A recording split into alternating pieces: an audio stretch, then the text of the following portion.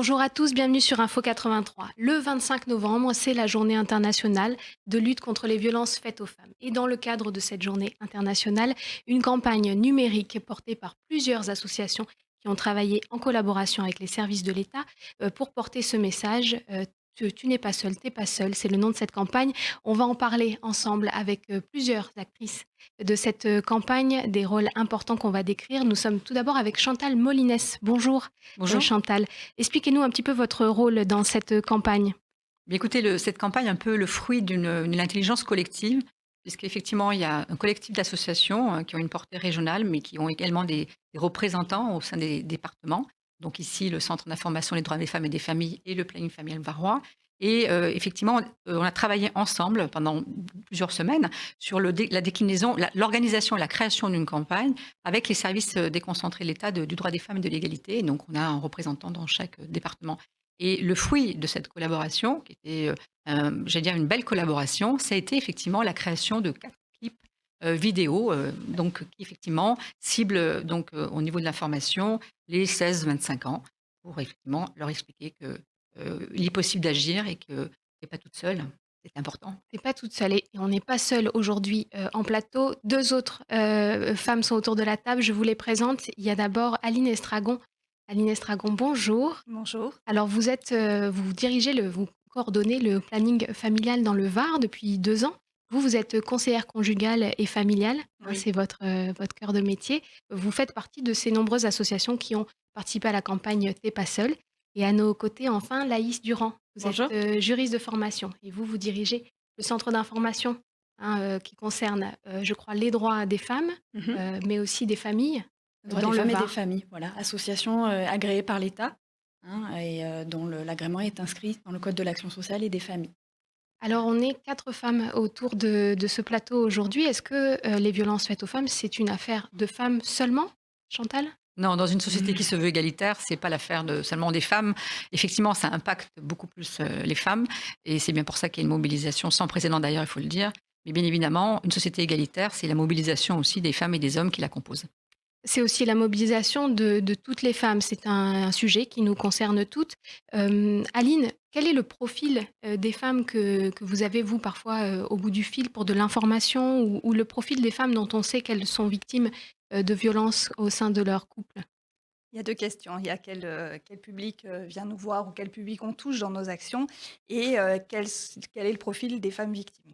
Donc dans la première question, donc on a, toutes les femmes, on a un public assez jeune, hein, au planning, mais il y a parfois des femmes de 60 ans qui nous contactent aussi. On a des femmes, de toute, orientation sexuelle, des femmes lesbiennes, des femmes hétéros, on a des femmes trans, on a, des femmes en situation, de précarité, des femmes qui, elles, n'ont pas du tout de situation de précarité, qui sont aisées et qui sont aussi concernées par ce sujet. On a des femmes en situation de handicap, des femmes en situation de prostitution. Donc en fait, c'est très large. Oui. Toutes les femmes, Et toutes les toutes les femmes. femmes, donc on reçoit toutes les femmes en permanence. Effectivement, comme vous disiez, par téléphone, puisqu'on s'occupe aussi du numéro vert 0800 08 11 11, qui est le numéro IVG, contraception, sexualité. On les rappellera, On hein, les ces numéros, rappellera, bien sûr. d'accord. Et donc on a des entretiens physiques, téléphoniques. Je vous parlerai aussi, on a le chat. Enfin voilà, je déclinerai peut-être plus tard. Et concernant le type de femmes victimes de violences, il y en a pas en fait. On est toutes On est concernées. toutes concernées, par ce problème. C'est l'objet, hein, de cette campagne de sensibilisation, de cette journée internationale, c'est de le rappeler. Premièrement, c'est l'affaire de tous. Messieurs, vous êtes aussi concernés et toutes les femmes sont concernées. On va regarder un premier spot qui a été, donc créé dans le cadre de cette campagne. Vous l'aurez compris, c'est un spot qui a été, une campagne qui a été menée par plusieurs associations en lien avec les services de l'État. On regarde tout de suite ce premier spot, «Tu pas toute seule».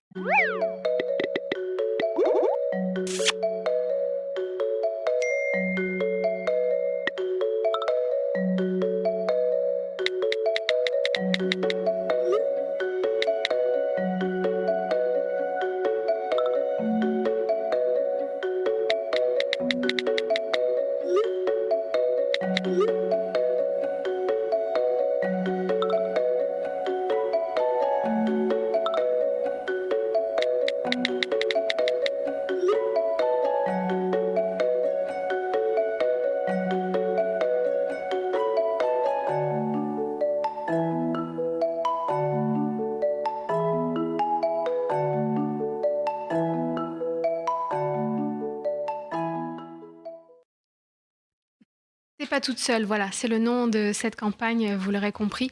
Alors quand on parle des violences, faites aux femmes dans le cadre de cette campagne, on va parler plus spécifiquement, Chantal, des, violences au sein du couple.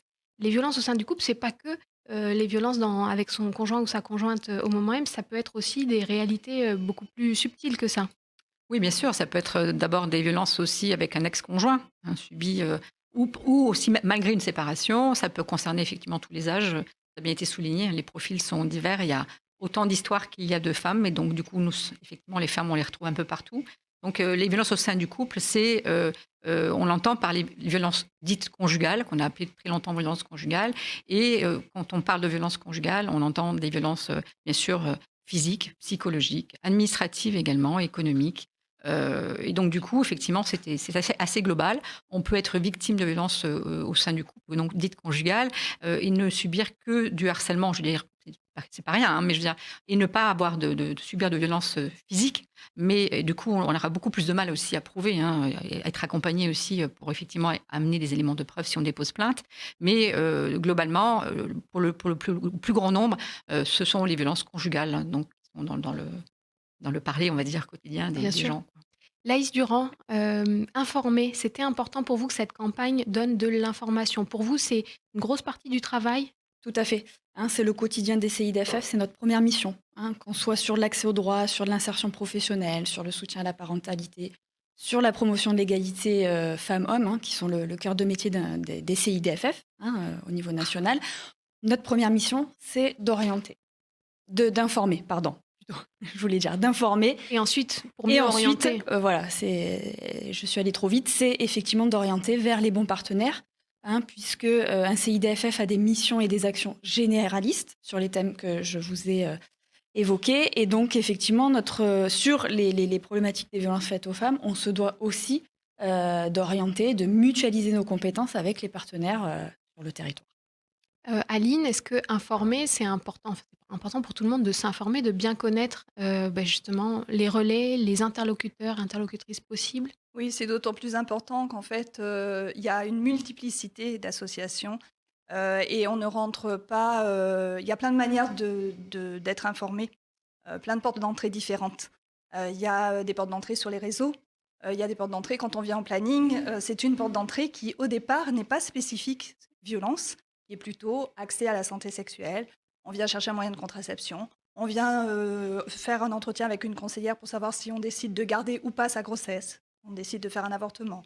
Et puis finalement, dans les entretiens, par l'écoute active, par le fait qu'on prenne le temps avec les personnes, par le fait que les personnes sont confiantes, qu'on les considère comme compétentes, expertes de leur propre vie, qu'on leur laisse du pouvoir. Il y a et puis voilà, sur un sujet par exemple comme la contraception, finalement, on s'aperçoit au cours de l'entretien que derrière, il y a des violences. Comment ça se fait que jusqu'alors, il n'y a pas eu de contraception? Ben, monsieur voulait pas. Ah, comment ça se fait que monsieur voulait pas? Est-ce que vous en discutiez ensemble? Et là, on rentre dans le sujet des violences. Donc effectivement, il y a beaucoup d'associations différentes et chacune a son rôle à jouer. En fait, on est tous co-responsables et on a tous notre rôle à jouer. On va euh, pouvoir intervenir et, comme disait Laïs, écouter, prendre le temps de faire l'entretien et orienter. Chantal Molinès? Oui, en fait, ce qui est important aussi de comprendre, c'est qu'effectivement, il y a, comme le disait très justement Aline, beaucoup d'associations qui interviennent. Pour autant, il y a quand même un pilotage qui est celui quand même de l'État et une coordination aussi qui se fait à l'échelle d'un département, puisque les dispositifs, ça fait partie de mon travail, hein, de mettre en place des dispositifs, de les coordonner également et de m'assurer aussi d'une information, on va dire, à l'échelle du département. Ce qui n'est pas une mince affaire, puisqu'on le sait très bien, nous sommes dans un très très beau département, mais effectivement, on le constate dans nos pratiques, hein, au quotidien, que l'information n'est pas forcément l'information n'arrive pas toujours comme on le souhaiterait au public qui est concerné. Donc du coup, c'est vrai que dans cette période qui a été un peu particulière, hein, dans le cadre du confinement, tout le travail aussi qui m'est revenu, ça a été effectivement de simplifier un peu le circuit de l'information avec une information, on va dire, claire. Donc c'est pour ça qu'on a créé une infographie, hein, comportant les 5 numéros utiles, qui a été largement rediffusée un peu partout et qui cible justement comme possibilité une seule association, qui est la seule association d'ailleurs des 2 victimes du département, qui est l'association des 2 victimes à Vive, qui permet effectivement donc aux femmes qui ont eu cette information de pouvoir s'orienter vers un seul partenaire. Et ça a été également la même démarche qu'on a utilisée quand on a mis en place en fait les points d'accueil éphémères au sein des hypermarchés, hein. Ça a été effectivement à un moment donné de simplifier le circuit de l'information avec une infographie qui finalement comportait les 5 numéros qu'il faut connaître, à savoir le 115 pour une mise à l'abri, le 17 pour les forces de l'ordre, le 3919 pour une écoute, et puis le 114 aussi, si on ne peut pas communiquer, on peut envoyer un SMS, et puis l'association d'aide de victimes. Merci. Alors, on va peut-être regarder un deuxième spot, hein. C'est une campagne de 4 spots qui vont être diffusés en numérique, beaucoup. On a la chance de pouvoir les diffuser aujourd'hui. Deuxième spot de cette campagne, T'es pas toute seule.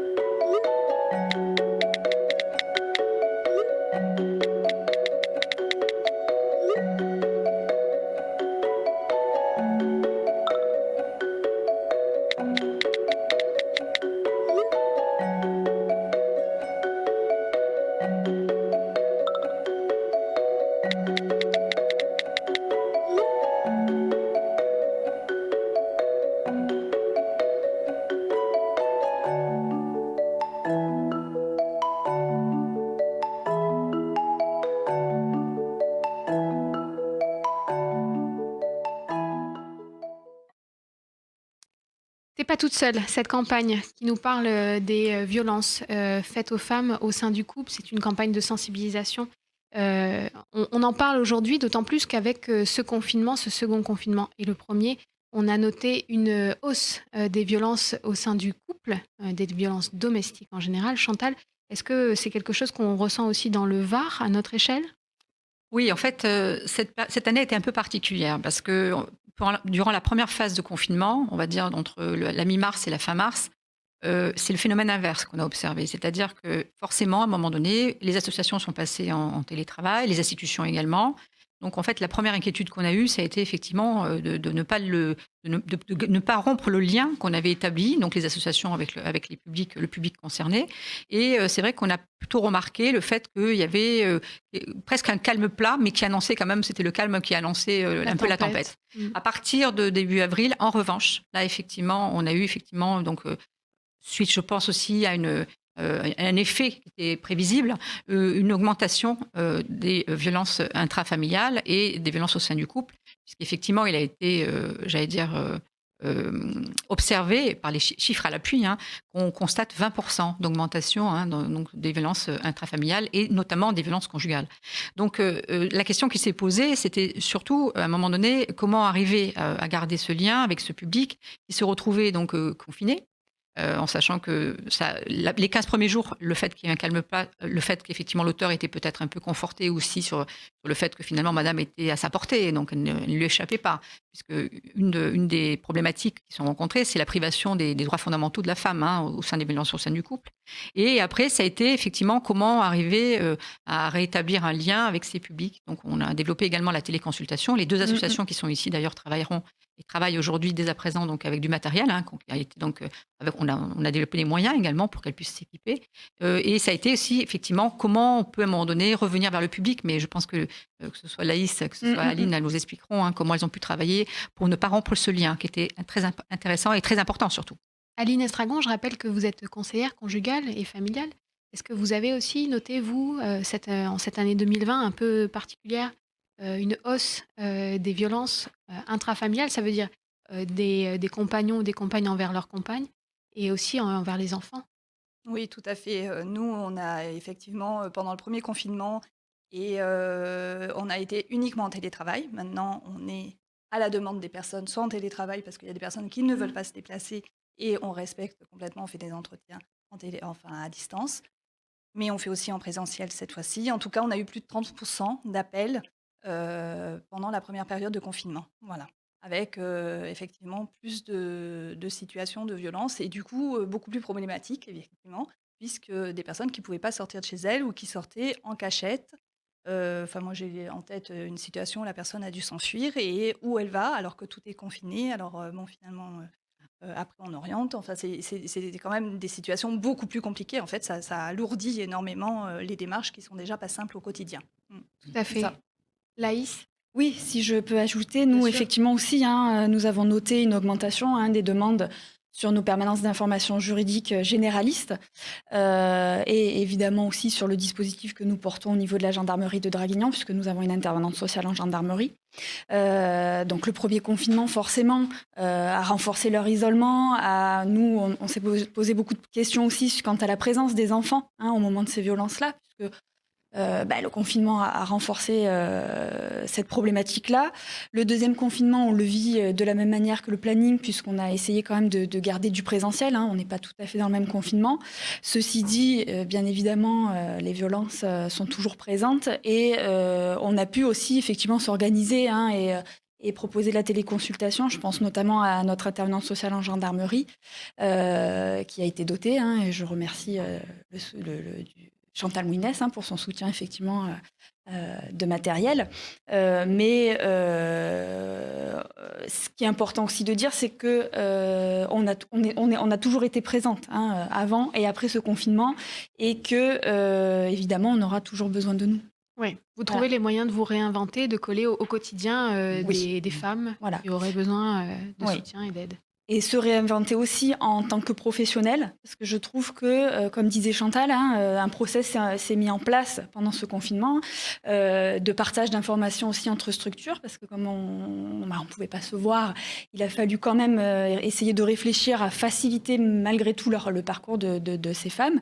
Donc je trouve qu'on n'a finalement jamais aussi bien travaillé ensemble et en partenariat que pendant, malheureusement, ces moments-là. Et ça, il faut qu'on le garde. Il faut qu'on le garde et qu'on en discute régulièrement avec Madame Molinès. Il faut absolument le conserver et l'accroître.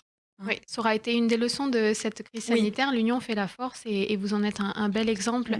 T'es pas toute seule, c'est le nom de cette campagne. On va regarder un troisième spot et ensuite on parlera un petit peu concrètement de ce qui est possible de faire ici dans le Var quand vous êtes confrontés à cette problématique. Un troisième spot de cette campagne, T'es pas toute seule.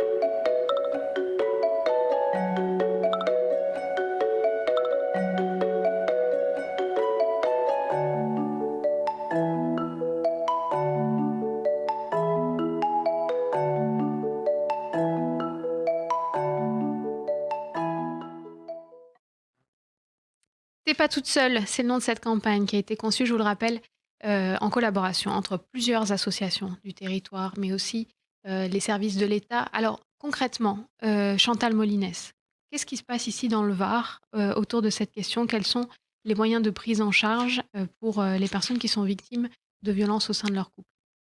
Alors, ils sont nombreux. Je voudrais simplement rappeler aussi que la lutte contre les violences faites aux femmes, bien sûr, c'est une priorité pour le gouvernement et qu'effectivement, c'est aussi un travail qui est multi-partenarial, mais également pluridisciplinaire et du coup aussi interministériel. C'est important parce que du coup, on avance ensemble. Et on a une commission départementale de lutte contre les violences faites aux femmes, d'ailleurs, qui réunit les principaux partenaires. Donc, les dispositifs sont nombreux. Disons que selon où vous vous trouvez dans le Var, forcément, les portes d'entrée seront différentes, comme ça a été souligné par Aline. C'est-à-dire qu'à un moment donné, vous allez rentrer par des portes qui sont soit des actions spécialisées, portées par des associations, soit, j'allais dire, des portes d'entrée multiples. Quand effectivement, le Centre d'information des droits des femmes et des familles reçoit des femmes, Elles arrivent parfois aussi parce qu'elles veulent simplement avoir des informations sur un droit de garde ou alors parce qu'elles veulent divorcer et du coup, par ce biais-là, ou même à une question de droit du travail, et effectivement, on les repère. Donc, il faut distinguer les associations qui vont jouer un rôle très important dans le repérage des situations Tout à fait. et puis les associations qui interviennent plus spécifiquement. Donc, le département étant vaste, c'est vrai qu'on a recensé dans le cadre d'un guide qui avait été donc réalisé en 2018 tout le dispositif qui existe et qui sont recensés sur le site État dans le Var à la rubrique droits des femmes.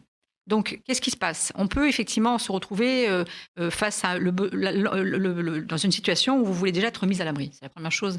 Donc, effectivement, le réflexe d'une femme qui souhaite effectivement s'extraire de cette situation, et j'allais dire qui trouve la force aussi de réagir, c'est de solliciter le 115. On a d'ailleurs rendu visite aux équipes des écoutantes du 115, qui permet effectivement de trouver des solutions pour la mettre à l'abri. On a pour ce faire des appartements qui sont dédiés un peu partout dans le département, qui leur permettent effectivement de retrouver une sensation de chez soi, parce qu'un appartement dédié est équipé, et qui permet effectivement de recevoir ces femmes avec ou sans enfants. On a également des centres d'hébergement de réinsertion sociale qui peuvent les accueillir. Et effectivement, quand on n'a pas toutes ces solutions-là, on a aussi la possibilité, avec des nuitées d'hôtel, et elles ont été assez nombreuses, puisque cette année, on a eu également, dans le cadre du confinement, la possibilité de financer 400 nuitées, qui ont toutes été consommées d'ailleurs. Donc, on a des associations qui, effectivement, jouent un rôle qui est pivot, qui portent des dispositifs qui sont un peu structurels. Et puis, on a des associations, comme l'association d'aide aux victimes, qui, effectivement, vont intervenir et vont pouvoir faire des évaluations également de situation, déterminer aussi s'il y a une urgence, leur donner également le téléphone grave danger. Donc, les portes d'entrée sont multiples. C'est vrai que c'est un peu difficile à l'échelle d'un département d'arriver à présenter toutes les actions qui sont portées, mais ce qui est certain, c'est qu'on a aujourd'hui des réponses en matière de juridique. Le Centre d'information des droits des femmes et des familles, c'est effectivement une association qui est pivot, puisqu'elle peut, d'abord, elle fait des permanences, et vous avez des permanences dans tout le département du Var. C'est important parce qu'effectivement, on couvre le territoire, et c'est toujours un peu l'objectif aussi qu'on a, c'est de déployer des portes d'entrée sur tout le territoire. On a effectivement le planning familial qui effectivement travaille sur les droits propres, le droit de disposer librement de son corps, donc il y a une porte d'entrée. Et puis après, on a des associations qui portent des dispositifs qui sont plus ciblés, donc effectivement qui sont locaux et qui permettent effectivement de recevoir ces femmes. Voilà, les associations sont nombreuses. On est resté, nous, sur une communication un peu simplifiée pour effectivement essayer d'y voir un peu plus clair. On a le 3919, qui effectivement, vous le savez, la plateforme qui est nationale, qui effectivement connaît tous les dispositifs. Si vous appelez le 3919, vous serez orienté vers l'association la plus proche de chez vous. Mais les portes d'entrée étant multiples, difficile de les résumer. Bien sûr, c'est complexe. Alors, Aline Estragon, vous en parliez. Déjà, le fait de venir parler, même d'un sujet un petit peu, de faire un pas de côté sur sa vie quotidienne de femme, ça peut être une porte d'entrée justement pour parler des problématiques au sein du couple. Vous, c'est ce que vous proposez, c'est-à-dire au planning familial, on vient parler effectivement des droits de son corps de femme, et on peut trouver de l'aide aussi simplement en libérant la parole. Tout à fait, en libérant la parole. Et puis après, ça suffit pas. Donc, on va pouvoir recevoir une fois, 2 fois, 3 fois peut-être, parce qu'il y a besoin d'être renforcé dans son pouvoir d'agir pour pouvoir toquer à la porte, par exemple, de la VIF dont parlait Madame Molines, qui sont des structures évidemment, ou du CIDFF avec qui nous travaillons en lien étroit et vers qui nous orientons. Dans les interventions scolaires, par exemple, nos relais, ça va être les infirmières scolaires. Dans les IME, instituts médico-éducatifs, où nous faisons de l'éducation à la sexualité pour les personnes en situation de handicap, ça va être toute l'équipe médico-éducative avec qui nous travaillons, qui pourra récupérer, suite à nos interventions, bien peut-être des paroles, Oui. et qui, elles aussi, orienteront via le planning. Voilà. C'est le message de cette campagne. T'es pas toute seule. Il y a forcément autour de vous quelqu'un qui peut vous aider à vous rediriger vers une personne qui peut prendre en charge effectivement le planning familial. Laïs, vous, c'est aussi l'expérience que vous faites, c'est-à-dire une question n'est jamais anodine. Est-ce que vous ressentez ça? Est-ce que vous vous dites il faut qu'on aille plus loin, il faut qu'on continue d'échanger pour Oui. identifier? Alors en fait, effectivement, comme disait Madame Moulines, la porte d'entrée, c'est généraliste. C'est l'information juridique générale, une demande de divorce ou autre. Ce qu'il faut savoir, c'est que chaque membre du CIDFF qui intègre un CIDFF est formé par le réseau national sur cette question-là des violences faites aux femmes. C'est-à-dire que qu'on soit aujourd'hui dans un CIDFF juriste, conseillère en insertion professionnelle, psychologue, travailleur social, on est formé à décoder, appréhender déjà le phénomène des violences faites aux femmes et également à mener un entretien. Donc, effectivement, à travers l'orientation de notre entretien, des questions que nous allons poser, puisqu'on s'engage aussi à prendre en charge la personne dans sa globalité, hein, et de manière transversale. Donc on ne s'arrête pas juste à l'information juridique. On va être effectivement dans du repérage, donc c'est-à-dire ça nous arrive régulièrement, hein, qu'une personne vienne vers nous pour demander des informations en matière de divorce et notamment pour un consentement mutuel. Et à la fin de l'entretien, on va déjà aider cette femme à comprendre ce qu'elle est en train de vivre et notamment des violences. Et ensuite, du coup, forcément, l'information et du coup l'orientation ne sera pas du tout la même que celle qui était envisagée au départ. Donc et voilà, un petit peu comment nous, on travaille Bien au sûr. quotidien. C'est sauter le pas de venir en parler qui est le plus Alors dur. nous, voilà, la porte d'entrée, c'est pas toujours je viens vers un juriste au niveau du CIDFF pour dire je suis victime d'eux. Ouais. Nous, c'est très Rarement, en rare. fait. Ouais, c'est Dans rarement ces ça. cas-là, effectivement, normalement, voilà, elles savent à qui s'adresser. C'est souvent, plus souvent, effectivement, la vive. Hein, nous, on vient pas forcément en nous disant directement je suis victime de violence. C'est le juriste ou le conseiller en insertion professionnelle qui va, à travers son entretien, repérer sa situation et du coup l'orienter au mieux. Oui, Chantal. Oui, rappelez que donc, comme les portes d'entrée sont multiples, le rôle qui est aussi essentiel, c'est le rôle des travailleurs sociaux du département, hein, qui sont effectivement nombreux, qui sont présents sur tout le département et qui sont effectivement une porte d'entrée qui est généraliste, mais qui sont également dans le repérage des situations, puisque quand on a des demandes de mise à l'abri, par exemple, elles émanent à 67% des travailleurs sociaux du conseil départemental. On a également, Madame Durand le disait, en fait, mis en place également des intervenants sociaux de commissariat et de gendarmerie. Donc, par exemple, pour prendre cet exemple-là, on a effectivement au commissariat central de Toulon donc un pôle qui est psychosocial, où vous allez retrouver donc une intervenante sociale de commissariat qui est portée par une association qui est Femmes d'aujourd'hui, et vous avez également donc une psychologue qui est un agent du ministère de l'Intérieur qui peut également prendre en charge la situation, et vous avez une brigadière chef également qui peut effectivement l'accompagner dans le dépôt de plainte. Ce qui est intéressant, par exemple, dans ce dispositif, qui est unique dans le département, faut le dire aussi, c'est qu'effectivement, vous avez une porte d'entrée avec 3 possibilités de 3 professionnels qui, de toutes les façons, vont échanger aussi entre elles sur la situation. Par ailleurs, les intervenantes sociales donc, de gendarmerie, aujourd'hui, on en a donc sur Brignoles, la compagnie Brignoles, on en a une sur Draguignan, on en a une sur Gassin, joue également un rôle très important, puisqu'effectivement, une fois que madame a poussé la porte d'une gendarmerie ou d'un commissariat, elles sont aussi là pour faire une évaluation de la situation et réorienter cette dame vers les partenaires du territoire qui peuvent donc commencer une prise en charge. Ce qui est très important, c'est que notre réflexion a énormément évolué sur le sujet. Bien évidemment, tout le monde est bien d'accord pour effectivement se dire que travailler sur un parcours de ces femmes-là, ça nous permet également de savoir ce qui fonctionne, ce qui ne fonctionne pas, ce qui est redondant, ce qui ne l'est pas. Et l'orientation de 2021, c'est effectivement de travailler sur des référents de parcours qui vont nous permettre de comprendre un peu aussi quel est le chemin de chaque femme qui, effectivement, à un moment donné, est prise en charge par un acteur, en sachant en plus qu'il y a aussi, on l'a oublié aussi, bien sûr, la fonction publique hospitalière qui joue un rôle très important, et que les hôpitaux se réinterrogent aussi sur leurs pratiques, de même que, bien évidemment, les parquets qui sont incontournables sur ces questions-là, qui, effectivement, se sont largement mobilisés sur ces questions. Voilà. Vous l'aurez compris, hein, c'est vraiment l'affaire de tous. Ça n'est pas un vain mot des associations et l'État qui se serrent les coudes autour de cette question qui est donc au cœur de cette journée du 25 novembre. Une journée, je vous le rappelle, de lutte contre les violences faites aux femmes. Pour finir de vous convaincre du fait que ce message, ça doit être le vôtre, que vous soyez ou pas victime dans votre couple de violence, je vais vous donner quelques chiffres qui nous ont été donnés. Du 1er janvier au 30 septembre, la direction départementale de la sécurité publique du Var comptabilisait 1114 victimes en 2019 et 1335 victimes en 2020. C'est considérable. Pour le groupement de gendarmerie, 1432 interventions ont été menées en 2019, 1720 en 2020. C'est donc à tous notre affaire. Il faut qu'on soit informé, il faut que vous sachiez si vous êtes confronté à cette situation directement ou indirectement, ce qu'il est possible de faire. Et dans le Var, il y a beaucoup de solutions, vous l'aurez compris.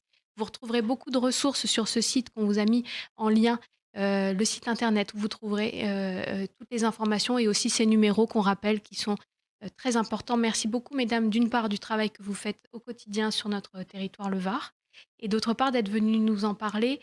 Évidemment, vous êtes des interlocutrices privilégiées. S'il y a des personnes qui souhaitent aller plus loin dans la discussion, ils n'hésitent pas à vous contacter. On laissera un moyen d'échanger avec vous. On va se quitter sur le dernier spot de cette campagne T'es pas toute seule. Ça sera le message de cette campagne et aussi le nôtre. T'es pas toute seule et il faut pouvoir apporter de l'information à toutes celles qui en ont besoin. Merci à toutes. Merci. Merci.